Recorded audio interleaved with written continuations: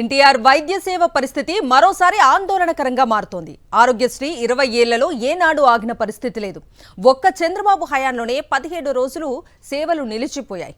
బకాయిలు పెరిగిపోతుండటం, ప్రభుత్వ రేషనలైజేషన్ పేరుతో యూనివర్సల్ హెల్త్ పాలసీ అమలు చేస్తామని చెప్పడం ప్రజలను, ఆసుపత్రుల నిర్వాహకులను కలవరపెడుతోంది. నిరుపేదలకు కార్పొరేట్ వైద్యం అందాలనే తలంపుతో దివంగత వైఎస్ రాజశేఖర్ రెడ్డి రూపకల్పన చేసిన ఆరోగ్యశ్రీ పథకం విశేష ప్రాచుర్యం పొందింది. వైఎస్ జగన్ అధికారంలోకి వచ్చాక ఈ పథకాన్ని మరింత బలోపేతం చేశారు. టీడీపీ హయాంలో పూర్తిగా మనుగడ కోల్పోయిన ఈ పథకానికి నూతన జవసత్వాలు కల్పించారు. అప్పట్లో 938 చికిత్సలు మాత్రమే ఆరోగ్యశ్రీ పరిధిలో ఉండగా తదనంతరం 3275 చికిత్సలకు పెంచారు. దీంతో పాటు వార్షిక చికిత్స వ్యయాన్ని 5 లక్షల నుంచి 25 లక్షల రూపాయలకు పెంచారు. కూటమి సర్కార్ అధికారంలోకి వచ్చిన నాటి నుంచి ఆరోగ్యశ్రీ ఉసురు తీసేలా వ్యవహరిస్తోంది. ఎన్టీఆర్ ఆరోగ్య సేవ పేరిట నడుస్తున్న ఈ పథకానికి సంబంధించి ప్రైవేట్ నెట్వర్క్ ఆసుపత్రులకు చెల్లించాల్సిన బకాయిలు పేరుకుపోతున్నాయి. వాటిని చెల్లిస్తే తప్ప సేవలు అందించలేమంటూ ఆసుపత్రులు చేతులెత్తేయడంతో గతంలో 17 రోజులు సేవలు నిలిపివేశాయి. చంద్రబాబు ప్రభుత్వం బకాయిలు చెల్లించకుండా మొండిగా వ్యవహరించడంతో స్పెషాలిటీ హాస్పిటల్స్ సంఘం ఆధ్వర్యంలో తీవ్రస్థాయిలో నిరసన వ్యక్తమైంది. సేవలు నిలిచిపోవడంతో సామాన్యులు తీవ్రంగా ఇబ్బంది పడ్డారు. ప్రతి నెల ఆరోగ్యశ్రీకి సంబంధించి ఆసుపత్రుల్లో 350 కోట్ల రూపాయల విలువైన వైద్య సేవలు అందుతుండగా ప్రభుత్వం కేవలం 250 కోట్లు మాత్రమే చెల్లిస్తోంది. నెలకు 100 కోట్ల బకాయిలు పేరుకుపోతున్నాయి. గతంలో వన్ టైం సెటిల్మెంట్ చేస్తామని ప్రకటించిన ప్రభుత్వం ఇప్పుడు ఆ ప్రసక్తే మర్చిపోవడం ఆసుపత్రుల నిర్వాహకులకు తీవ్ర ఆందోళన కలిగిస్తోంది.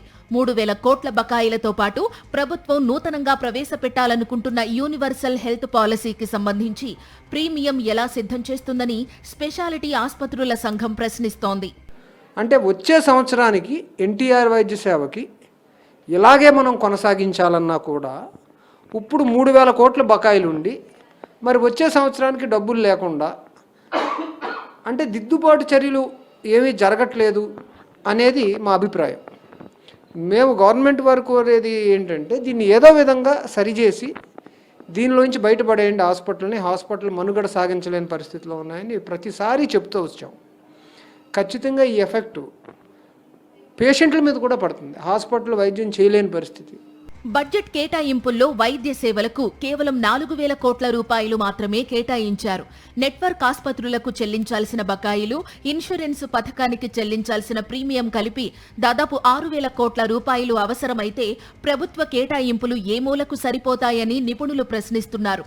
ఎన్టీఆర్ వైద్య సేవా పథకం నిర్వహణకు సంబంధించిన దిద్దుబాటు చర్యలు జరగడం లేదన్న విషయం స్పష్టమైపోతుందంటున్నారు.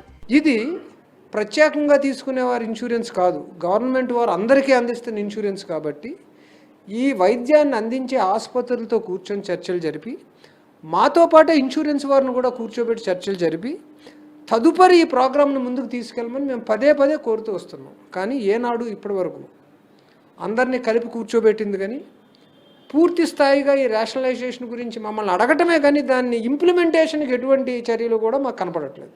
ప్రభుత్వం తన విధానం, సేవల ధరల పెంపు విషయాల్లో తమతో సంప్రదించకపోతే దాని ప్రభావం ఆసుపత్రులపైనే కాక పేషెంట్లపైనా పడుతుందంటున్నారు వైద్యులు.